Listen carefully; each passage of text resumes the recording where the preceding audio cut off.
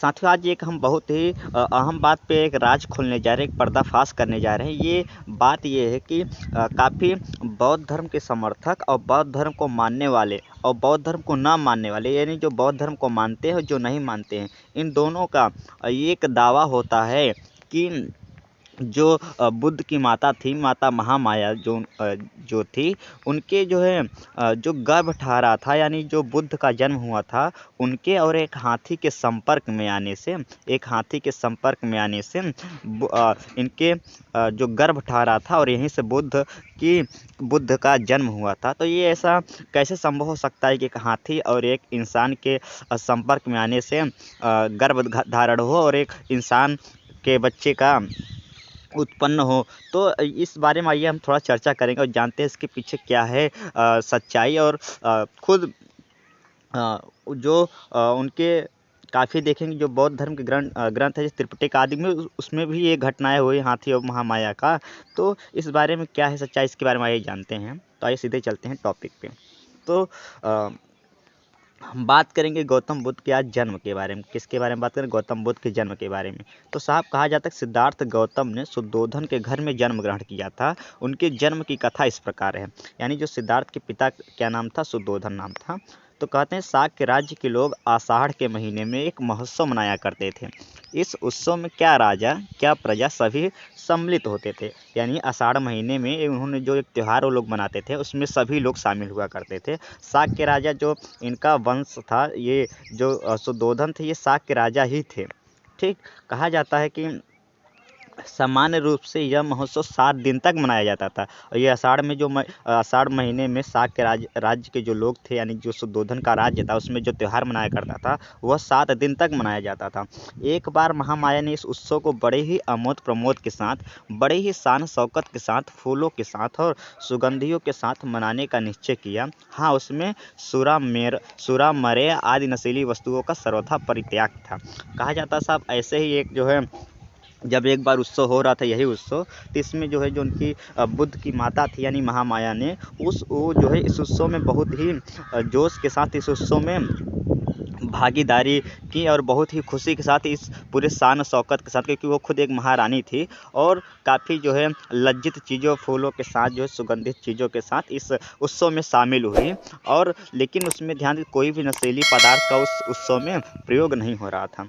कहते हैं कि 7वें दिन वह प्रातः काल उठी, यानी जो 7वां अंतिम दिन था उस त्यौहार का, उस दिन वह प्रातः काल उठी और सुगंधित जल से स्नान किया, 4 लाख काष्ठपड़ों का दान किया, यानी ये कुछ मुद्राएं वगैरह थी, कि उन्होंने 7वें दिन सुबह उठी और सुगंधित जल से स्नान किया और दान किया, अच्छे से अच्छे गहने कपड़े पहने और अच्छे से अच्छे खाने खाए, व्रत रखा। तदंतर वह खूब सजे सजाए शयना नगर में सोने के लिए चली गई, यानी जो उनका बेडरूम था, यानी जो उनका शयन कक्ष था, उसमें वो सोने चली गई। 7वें दिन की ये बात है, उस त्यौहार के 7वें दिन की। कहते हैं कि उस रात शुद्धोधन और महामाया निकट हुए। यहाँ ध्यान रखने वाली बात है कि जो कहते हैं कि हाथी और महामाया के संपर्क में आने से जो है बुद्ध का जन्म हुआ। ऐसे उल जुलूल, ऐसे फालतू बातों पे आप ध्यान दीजिए। खुद कहते हैं कि उस रात शुद्धोधन और महामाया निकट हुए। कौन हुए? शुद्धोधन, महामाया, यानी इन दोनों के मेल से जो है बुद्ध का जन्म हुआ था।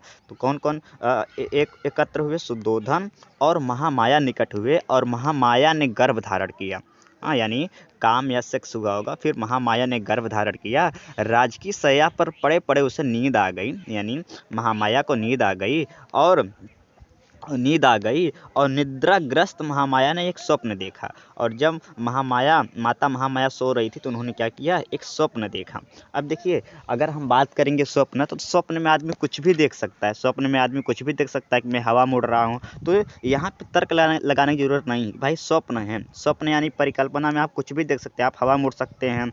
हम भी देखते हैं कि हम हेलीकॉप्टर मुड़ रहे हैं, इस पक्षी के मैं पेड़ पर चढ़ रहा हूँ। इस तरीके से कुछ भी आप सपने कुछ भी देख सकते हो, उसमें कोई तर्क लगाने वाली बात नहीं है। तो जो उन्होंने अपने स्वप्न में देखा, उन्होंने ये देखा कि उन्हें दिखाई दिया कि चतुर्दिक महाराजिक देवता उसकी शैया को उठा ले गए हैं और उन्होंने उसे हिमवंत प्रदेश में एक साल वृक्ष के नीचे रख दिया है और वे देवता पास खड़े हैं।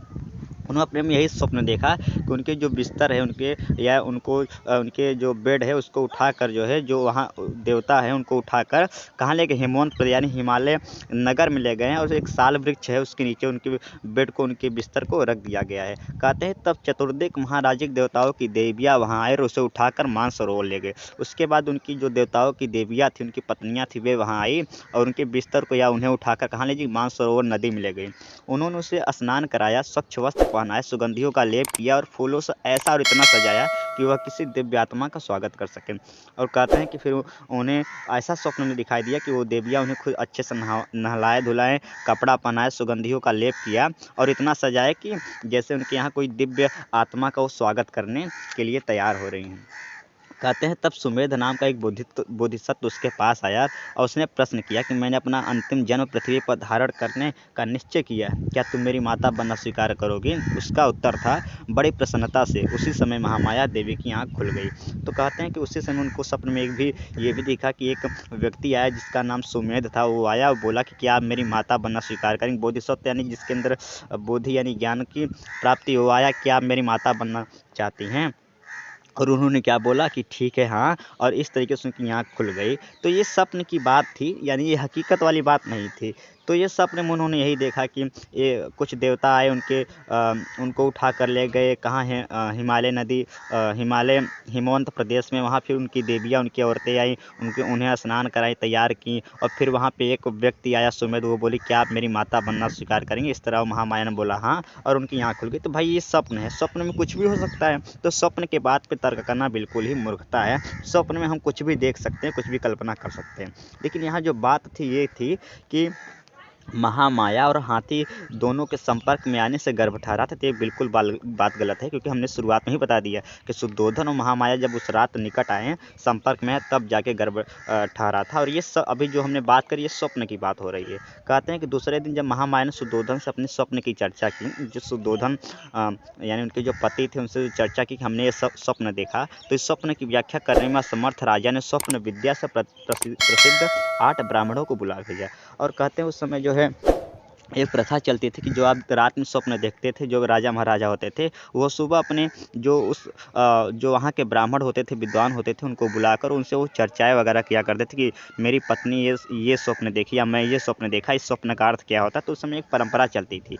तो जब ये स्वप्न पूरा अपने पति को महामाया ने सुनाया, तो जो है उनके पति ने जो है ऐसे क्या किया कि स्वप्न की व्याख्या करने में असमर्थ राजा ने स्वप्न विद्या में प्रसिद्ध 8 ब्राह्मणों को बुला भेजा। और स्वप्न विद्या में प्रसिद्ध कुछ 8 ब्राह्मणों को बुला भेजा ताकि इस स्वप्न का जो है रहस्य जान सके। और उनके नाम थे, उन ब्राह्मणों के नाम थे राम, ध्वज, लक्ष्मण, मंत्री, यड़, भोज, सुयाम और सुदत्त। राजा ने उनकी योग्य स्वागत तैयारी की। जो ब्राह्मण थे उसने जमीन पर पुष्प वर्षा कराई, उनके लिए सम्मानित आसन बिछवाए। कहते उसने ब्राह्मण के पात्र चांदी सोने से भर दिए और उन्हें घी, मधु, शक्कर, बढ़िया चावल तथा दूध से पके पकवानों से संतर्पित किया। इस तरीके से जो ब्राह्मण आ रहे थे, 8 ब्राह्मण आए थे उनके स्वप्न की व्याख्या करने के लिए। तो उनका अच्छे से स्वागत हुआ, अच्छे से खाना पीना दिया गया और दान पुण्य किया गया। कहते हैं जब ब्राह्मण खा पी कर प्रसन्न हो गए, शुद्धोधन ने उन्हें महामाया का स्वप्न कह सुनाया और पूछा, मुझे इसका अर्थ बताओ। तो ब्राह्मणों का उत्तर था, महाराजा निश्चिंत रहे, आपके यहाँ एक पुत्र होगा। यदि वह घर में रहेगा तो वह चक्रवर्ती राजा होगा। यदि गृह त्याग का सन्यासी होगा तो वह बुद्ध बनेगा, संसार के अंधकार का नाश करने वाला है। तो कहते हैं कि जो ब्राह्मण आए थे उन्होंने ये भविष्यवाणी की कि आपका जो पुत्र होगा वो या तो सन्यासी बनेगा या तो क्या बनेगा, एक महान राजा बनेगा। तो देखिए भविष्यवाणी होना ये एक अगर हो गया ऐसी बात, तो ये एक मान लेते हैं कि आप एक सौभाग्य ही मानिए कि ऐसा जो उन्होंने कहा था हो गया। बाकी भविष्यवाणी का कोई एक निश्चित अर्थ नहीं होता, भविष्यवाणी का कोई एक विज्ञान नहीं होता कि आप जो बोल दिए ऐसा होना ही है। बस उन्होंने एक तुक्का लगाया होगा और ऐसा हो गया, तो एक सौभाग्य की बात है कि चलिए ऐसा हो गया, उन्होंने ऐसा लगाया। लेकिन भविष्य का कोई एक निश्चित उसका अर्थ नहीं होता कि आपने जो भविष्यवाणी की ऐसा होना फिक्स ही है, क्योंकि कोई भी ब्राह्मण, कोई भी विद्वान इस तरीके से भविष्यवाणी कर रहा है तो निश्चित रूप से उस समय की परंपरा रही होगी कि इस तरीके से लोग बोल दिए होंगे कुछ भी, लेकिन उसका कोई निश्चित साइंस नहीं है कि जो आप भविष्यवाणी करते हैं वो उसका फिक्स होना निश्चित है। लेकिन उन्होंने एक तुक्का लगाया और उन्होंने एक अंदाज़ा लगाया और ऐसा हो गया बुद्ध के साथ। तो ये एक मात्र हम समझेंगे कि ये मात्र एक जो है संजोग है, सौभाग्य है कि ऐसा वास्तव में हो पाया ये घटना। कहते हैं कि पात्र में तेल धारण किए रहने की तरह महामाया बोधिसत्व को 10 महीने तक अपने गर्भ में धारण किए, यानी बुद्ध को उन्होंने 10 महीने तक गर्भ में धारण किए। समय समीप आया जाना उसने अपने मायके जाने की इच्छा प्रकट की। अपने पति को संबोधित करके उसने कहा, मैं अपने मायके देवदह जाना चाहती हूँ, क्योंकि जो महामाया थी, इनका जो मायका था यानी इनका जो घर था देवदह नगर में था, और ये कोली वंश थी। तो जब 10वां महीना आया, 10वां महीना पे जो है वो क्या करने लगी, 10वें महीने में वो जो है बोली कि मैं अपने मायके जाना चाहती हूँ। सुद्धोधन से कहा कि मुझे अपने मायके जाना है। तो सुद्धोधन का उत्तर था, तुम जानती हो कि तुम्हारा इच्छा की पूर्ति होगी। कहते हैं अब तुम्हें पता है कि अगर तुम बोली हो तो मैं तुम्हें जाने दूंगा। कहारों के कंधों पर ढोई जाने वाली सुनहरी पालकी में बिठवा कर अनेक सेवक सेविकाओं के साथ सुद्धोधन ने महामाया को उनके मायके भिजवा दिया। ठीक, और जो है जब वो जिद करने लगी मुझे मायके जाना है, तो क्या हुआ कि सुद्धोधन ने फिर उन्हें एक पालकी में बैठाकर कुम्हार जो होते हैं, जो इस पालकी को खेते हैं, उनके साथ वो जो है मायके भेज दिए कि अब तुम मायके जाओ। कई सेवक सेवकियाँ भी उनके साथ थी। कहते हैं कि देवगह के मार्ग में महामाया को साल वृक्षों के एक उद्यान में वन से गुजरना था, और जब वो अपने मायके गुजर रही थी तो एक रास्ते में एक जो है साल वृक्षों का एक उद्यान था, एक बगीचा था, और जो है जिसके कुछ वृक्ष पुष्पित और अपुष्पित, यह लुम्बिनी वन कहलाता था। तो जब ये अपने मायके जा रही थी, देवदह जगह में अपने मायके जा रही थी, तो इसी रास्ते में एक जो है यहाँ पे एक बगीचा पड़ता था। उस बगीचा का नाम था लुम्बिनी, जो वहाँ पे साल वृक्ष हुआ करते थे। तो यहीं पे वो ठहरने की इच्छा जताई कि इतना थक गए हैं, यहीं थोड़ा सा कुछ देर आराम किया जाए, कुछ देर ठहरा जाए, जो लुम्बिनी वन था। साहब, कहा जाता है कि जिस समय पालकी लुम्बिनी वन से गुजर रही थी, सारे लुम्बिनी का वन दिव्य चित्रलता की तरह अथवा किसी प्रतापी राजा के सुसज्जित बाजार जैसा प्रतीत हो रहा था। ये कवि की कल्पना है, लेखक की कल्पना है कि कुछ ऐसा उस समय जो अगल बगल का वातावरण था कुछ इस तरीके से बन गया था। कहते हैं जड़ से वृक्षों की शाखाओं के छोर तक पेड़ फलों और फूलों से लदे थे। नाना रंग के भ्रमर गर गुंजर कर रहे थे और पक्षी चहचहा रहे थे। तो ये उस समय की जो लुम्बिनी वन था, इस तरीके से वहाँ पे सुसज्जित लग रहा था। इस तरह वहाँ कुछ इस तरीके से माहौल था। कहते हैं साहब कि यह मनोरम यह यह मनोरम दृश्य देख महामाया के मन में इच्छा उत्पन्न हुई कि वह कुछ समय वहाँ रहे और क्रीड़ा करे। उसने पालकी ढोने वालों की आज्ञा दी कि वह उसकी पालकी को साल उद्यान में ले चले और वहाँ प्रतीक्षा करे, यानी वहाँ पर ठहरने की उन्होंने इच्छा जताई कि अभी इस लुम्बिनी वन में कुछ देर ठहरा जाए, ऐसा महामाया ने बोला। तो महामाया पालकी से उतरी और एक सुंदर साल वृक्ष की ओर बढ़ी। मंद पवन बह रहा था, जिससे वृक्ष की शाखाएं ऊपर नीचे हिल डुल रही थी। महामाया ने उनमें से एक को पकड़ना चाहा।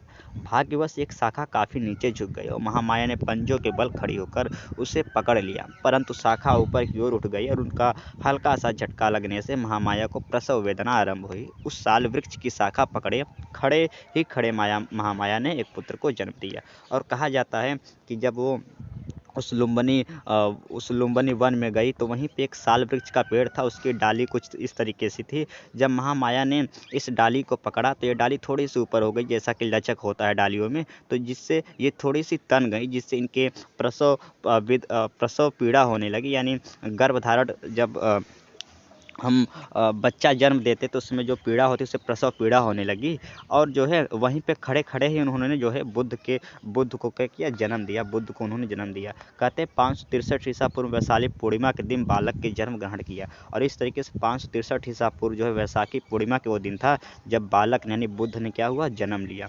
कहते हैं साहब कि सुद्धोधन और महामाया का विवाह हुए बहुत समय बीत गया था, लेकिन उन्हें कोई संतान न हुई थी। आखिर जब पुत्र लाभ हुआ तो केवल सुद्धोधन और उसके परिवार द्वारा बल्कि सभी शाक्यों द्वारा पुत्र जन्मोत्सव बड़े ही शान बान और बड़े ही ठाट बाट के साथ अत्यंत प्रसन्नता पूर्वक मनाया गया। बालक के जन्म के समय अपनी बारी से सुद्धोधन पर कपिल वस्तु का शासन करने की जिम्मेदारी थी। वह राजा कहलाया और इसलिए स्वाभाविक तौर पर बालक भी राजकुमार। और इस तरीके से राजकुमार सिद्धार्थ यानी गौतम बुद्ध का जन्म हुआ। आप देख सकते हैं कि यहाँ पे जैसा कि तमाम जो त्रिपिटक आदि जो बौद्धिक धर्म ग्रंथ उसमें भी जो हाथी वाला संदर्भ अभी जो संसर्ग हमने आपके सामने चर्चा की वो कितना बेबुनियाद है, कितना फालतू वो संसर्ग कहता है, जबकि रियलिटी जो थी कि किस तरीके से उनका जन्म हुआ और कैसे उनका जन्म हुआ और कौन सी वो जगह थी, कौन सा वो समय था, बिल्कुल हम आपके सामने बिल्कुल ही तथ्यपूर्वक जो है रखने में सफल हो पाए। हमें उम्मीद हो गई कि आप जो भी अब व्यक्ति बोलेगा कि उनका जो है जन्म ऐसे हुआ था तो उनको आप बिल्कुल समझा दीजिए कि बिल्कुल ऐसा गलत है, उनका जन्म इस कंडीशन में हुआ था और यहाँ पे हुआ था, और आप इस पूरी घटना को समझा सकते हैं। हमें उम्मीद आपको ये सेशन पसंद आया होगा। यदि आप चाहते हैं ऐसे वीडियो हम और लाए तो प्लीज़ चैनल क्या करिए, सब्सक्राइब करके हमें हिम्मत दीजिए। सुनने के लिए आप सभी का धन्यवाद।